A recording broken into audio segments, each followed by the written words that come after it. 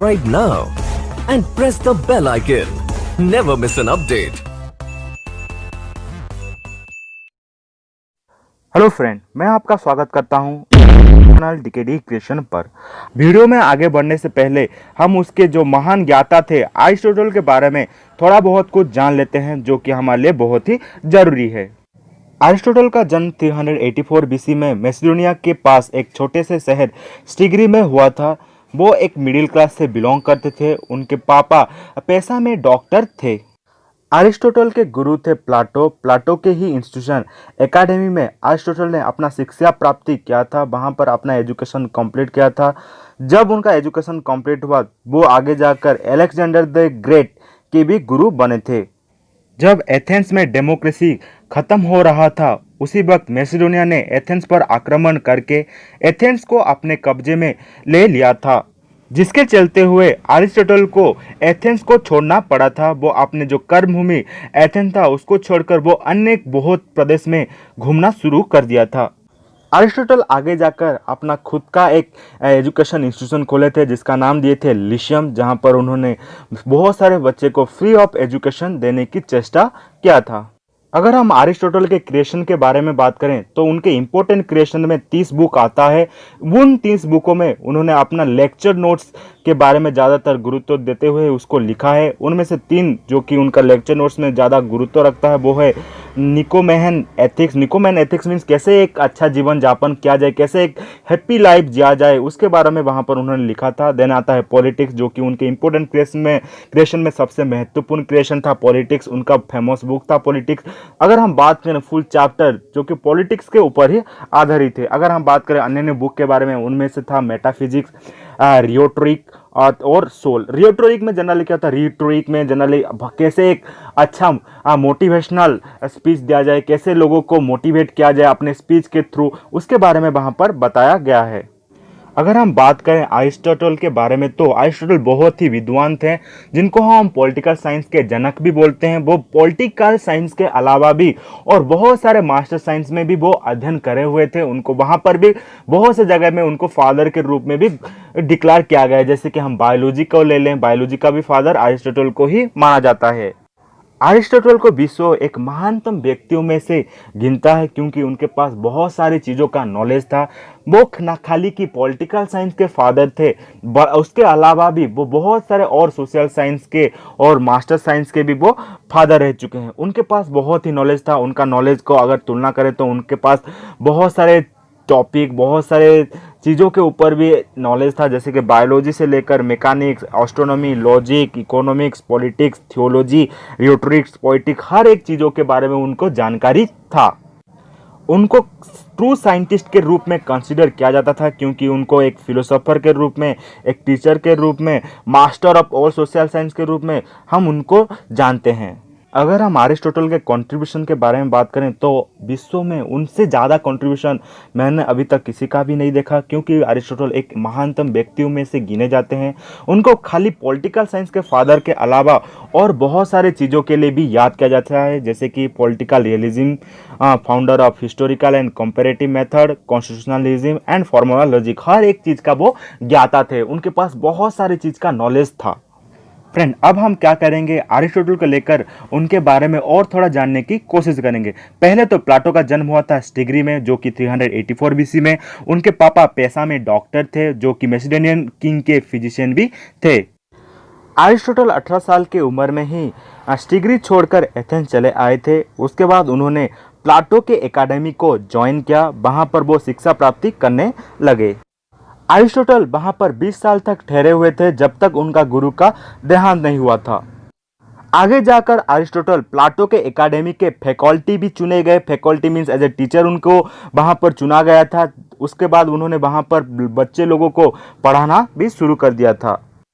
Plato के academy में succession को लेकर वहां पर खींचातानी शुरू हो गया था। प्लाटो के मृत्यु के बाद उसका उत्तराधिकारी कौन बनेगा, उसको लेकर बहुत चर्चा शुरू होने लगा था। पहला तो नाम अरिस्टोटल का लिया जा रहा था, मगर उनके जो नीचे और 2 सक्सेसर थे, सेप्सिशियस एंड जेनॉर्ट, वो भी अपने दावेदारी प्रस्तुत करने लगे। आगे जाकर अरिस्टोटल को वो उसको छोड़ना पड़ा था। उसके बाद सिप्सिशियस को वहाँ का उत्तराधिकारी बना दिया गया था। उसके बाद सिप्सिशियस मरने के बाद जेनोट ही उसका उत्तराधिकारी बना। प्लाटो के मृत्यु के बाद अरिस्टोटल एथेंस छोड़कर चले गए, तो वो 13 साल तक दुनिया भर घूमते रहे। वहाँ पर वो नॉलेज एक्वायर करने लगे। 342 बीसी में मैसिडोनिया के राजा ने अरिस्टोटल को बुलावा भेजा। वो चाहते थे कि अरिस्टोटल उनके जो बेटे 14 साल के बेटे अलेक्जेंडर द ग्रेट को वो पढ़ाए, वो अपने शिष्य के रूप में उनको ग्रहण करें। अरिस्टोटल आगे जाकर खुद का एक एजुकेशन इंस्टीट्यूशन खोले थे जिसका नाम था Lyceum. When he was denied an opportunity to the head of academy for second time, जब उनको मना कर दिया गया था प्लाटो के एकेडमी के सक्सेसर के रूप में, तभी उनके बाद उन्होंने अपना खुद का एजुकेशन इंस्टीट्यूशन खोलने का निर्णय लिया था। Being an informal school, it had no examination, degree, syllabi, official enrollment and fees। अगर हम अरिस्टोटल के स्कूल के बारे में बात करें तो वो एक इनफॉर्मल स्कूल था जहाँ पर कुछ भी एग्जामिनेशन नहीं होता था, डिग्री का कोई भी चांसेस नहीं था, ऑफिसर एनरोलमेंट फीस वैसा कुछ भी व्यवस्था उनके जो एकेडमी था लिशियम में कुछ भी ऐसा नहीं था। वहाँ पर खाली फ्री ऑफ कॉस्ट में लोगों को एजुकेशन दिया जाता था। Aristotle relation with Alexander got strained, उनका जो रिश्ता था बहुत ही खराब हो चुका था अरिस्टोटल और अलेक्जेंडर का। After the death of Alexander, when the anti Macedonian party came to power and Athens declared war on Macedonian, Aristotle fled to Chalcis and dead the same year. अगर हम बात करें जब अलेक्जेंडर का मृत्यु होता है तब मृत्यु के तुरंत ही बाद ही एंटी मैसिडोनियन पार्टी पावर में आ जाता है, सत्ता में आ जाता है। तो उसी वक्त क्या होता है कि एथेंस मैसिडोनियन के ऊपर आक्रमण करता है। तो यहाँ पर वॉर का स्थिति देखते हुए अरिस्टोटल उस जगह को छोड़कर चले जाते हैं चाल्किस को, और उसी जगह पर ही उनका मृत्यु हो जाता है। अगर हम अरिस्टोटल के वर्क के बारे में बात करें, वर्क ऑफ अरिस्टोटल के बारे में बात करें, तो बहुत ही वो ज्ञानी व्यक्ति थे। उनके पास बहुत ही ज्ञान था। पूरे विश्व उनको एज ए नॉलेजेबल पर्सन के रूप में जानता है। उनका योगदान पूरे विश्व में बहुत ही ज़्यादा है। अगर हम बात करें उन्होंने किन किन चीज़ों के ऊपर अपना किताब सब लिखा है, बुक सब लिखा है, अपना ज्ञान सब बांटा है, तो वो था metaphysics, psychology, rhetorics, poetry, biology, moral science, politics, arts, astronomy, botany, chemistry, language, law, logic, zoology, mechanics, mathematics etcetera. अगर हम बात करें जो भी मैंने यहाँ पर बोला हर एक चीज़ के ऊपर अरिस्टोटल का नॉलेज था। वो बहुत ही ज्ञानी व्यक्ति थे। He consider politics as master science. उनके मुताबिक पॉलिटिक्स मास्टर साइंस था, क्योंकि एक अच्छा जीवन यापन करना है तो एक व्यक्ति के पास पॉलिटिकल नॉलेज होना चाहिए, क्योंकि हमारा जीवन पॉलिटिक्स के द्वारा ही कंट्रोल होता है। अरिस्टोटल ने कुल लगभग 150 बुक्स व 150 बुक लिखा था। अगर हम अरिस्टोटल के इम्पोर्टेंट बुक के बारे में बात करें तो उनका 3 इम्पोर्टेंट बुक था। वो था पॉलिटिक्स, निकोमेचन एथिक्स एंड यूडिमैन एथिक्स। मेरा प्रोनाउंसिएशन शायद गलत हो सकता है, आप अपने हिसाब से उसको करेक्ट कर देना। अगर हम निकोमेन एथिक्स के बारे में बात करें, जहाँ पर उन्होंने बताया कि कैसे एक हैप्पी लाइफ जिया जाए, उसके ऊपर उन्होंने वहाँ पर फिलोसफी में अपने व्यू पॉइंट रखा था। अगर हम अरिस्टोटल के इम्पोर्टेंट बुक्स पॉलिटिक्स के बारे में बात करें तो वो कंप्लीट फॉर्म में नहीं था। बहुत सारे फिलोसोफर का मानना था, क्योंकि हमें अगर पॉलिटिक्स के बारे में बात करें तो पॉलिटिक्स में बहुत सारे अलग विषय वस्तु को भी वहाँ पर जगह दिया गया था। अगर हम डॉक्टर टेलर के पर्सपेक्टिव को देखें तो उनके मुताबिक पॉलिटिक्स यूजफुल नहीं था। अभी हम बात करेंगे उनका जो बुक था, इम्पोर्टेंट क्रिएशन था पॉलिटिक्स। पॉलिटिक्स में क्या सब चीज़ के बारे में मेंशन किया गया था उसके ऊपर अभी हम चर्चा करेंगे। पहले तो यहाँ पर लिखा गया है कि central theme was the pole and unique institution. अगर हम बात करें तो जनरली उनका जो था उस सेंट्रल थीम था वो इलेक्शन के ऊपर ही आधारित था, निर्वाचन के ऊपर, निर्वाचन के प्रक्रिया के ऊपर ही पूरा आधारित था। उनका जो पॉलिटिक्स था वो था 5 सेपरेट ट्रीटी का कॉम्प्लीशन था, बा मिक्सचर था। उनका बुक 2 जो कि आइडियल स्टेट के ऊपर ही आधारित था। उनके बुक नंबर 3 में हमें nature of the state and citizenship के बारे में बताया गया है। वैसे अगर हम बात करें बुक 7 और 8 में construction of the ideal state के बारे में बताया गया है। अगर हम बात करें पॉलिटिक्स का बहुत सारे फॉर्म था, बहुत सारे फॉर्म में हमें बहुत सारे विषय वस्तु के बारे में अरिस्टोटल ने जानकारी देने की कोशिश किए हैं। अभी हम फ्रेंड चर्चा करेंगे इन्फ्लुएंस ऑन अरिस्टोटल के बारे में। किन किन का प्रभाव अरिस्टोटल पर पड़ा था उनके बारे में हम चर्चा करेंगे। पहला प्रभाव तो उनका पिता का पड़ा था उनके ऊपर, क्योंकि उनका पिता जो ऑक्यूपेशन से एक डॉक्टर थे, एक फिजिशियन थे जो कि मैसेडोनियन किंग के अंडर काम करते थे। उनका गहरा प्रभाव अरिस्टोटल के ऊपर ज़्यादा ही पड़ा था। उन्होंने हर एक चीज़ को साइंटिफिक वे में देखना शुरू कर दिया था उनके पिता के वजह से। देन सेकेंड था prevailing anarchy in Athens due to idealistic approach of ruler. तो जनरली वो चाहते थे कि जो आइडियलिस्टिक अप्रोच जो कि एथेंस में हमें देखने को मिला था, जहाँ पर एनार्की के बारे में बात किया जा रहा था, तो उससे उभर को वो रियलिस्टिक अप्रोच पर बिलीव करने लगे थे। हर एक चीज़ को प्रैक्टिकल मैनर में हमें देखना चाहिए, रियलिस्टिक वे में उसको परखना चाहिए। Believe in superiority of Greeks. तो ग्रीक का जो सुपेरिटी व सुप्रीमेसी के ऊपर उनको ज़्यादा भरोसा था, वो उसके ऊपर ज़्यादा ही विश्वास करते थे। देन था experience of happy married life. तो experience of happy married life, यहाँ पर वो अपने गुरु प्लाटो को यहाँ पर क्रिटिसाइज करके यहाँ पर बोल रहे हैं कि एक व्यक्ति को अपने फैमिली से ही बहुत सारे ज्ञान का प्राप्ति होता है। फैमिली होता है पहला इंस्टीट्यूशन जहाँ पर हमें हर एक चीज़ का ज्ञान प्राप्ति होता है। यहाँ पर वो अपने गुरु के जो क्रिटिसिज्म जो कि हमने देखा था कम्युनिज्म में उन्होंने फैमिली लाइफ को रिजेक्ट किया था, तो यहाँ पर वो अरिस्टोटल ने उनको एक्सेप्ट करने को लोगों को यहाँ पर मत दे रहे हैं। Practical knowledge of political institution. यहाँ पर अरिस्टोटल बोलना ये चाहते हैं कि उनके पास पॉलिटिकल इंस्टीट्यूशन जो कि उन्होंने नज़दीक से देखा था जब वो मैसेडोनियन के जो राजा थे अलेक्जेंडर द ग्रेट को जब उनको हेल्प कर रहे थे, उसी वक्त उन्होंने हर एक चीज़ को बारीकी से देखा है। उनका ताल्लुका राजघराना से ज़्यादा ही गहरा था, इसलिए उन्होंने पॉलिटिकल इंस्टीट्यूशन को बहुत ही डिटेल में जानने को उनको प्राप्त हुआ था। यहाँ पर और एक चीज़ दिया गया है फिलोसफी ऑफ प्लाटो। हाँ, ये एक प्रकार से हम बोलें क्योंकि अरिस्टोटल के गुरु थे प्लाटो, तो प्लाटो का प्रभाव भी अरिस्टोटल के ऊपर पड़ा था, मगर कहीं कहीं जगह पर अरिस्टोटल ने अपने ही गुरु को भी क्रिटिसाइज किया है। अभी हम फ्रेंड देखेंगे कि प्लाटो का इन्फ्लुएंस अरिस्टोटल के ऊपर किस प्रकार से पड़ा था और कौन कौन सा विचारधारा प्लाटो का अरिस्टोटल ने अडॉप्ट किया था और क्या उनका मानना था।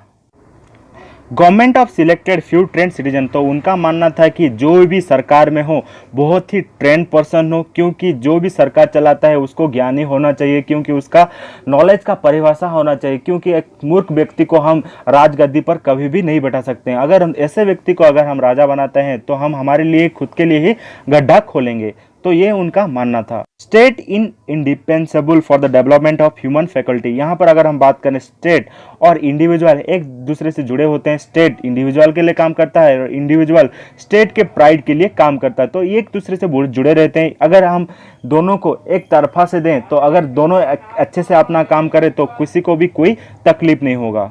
Man in by nature social. अगर हम बात करें तो प्लाटो का जो शिष्य अरिस्टोटल का ये मानना था कि मैन प्रैक्टिकली अगर हम बात करें तो वो सोशल ही होता है। Man is a social animal, man is a political animal. ये उनका मानना था कि एक इंसान सामाजिक प्राणी होता है और साथ ही साथ वो एक पॉलिटिक्स में बंधा होता है, इसीलिए उसको हम राजनीतिक प्राणी भी बोलते हैं।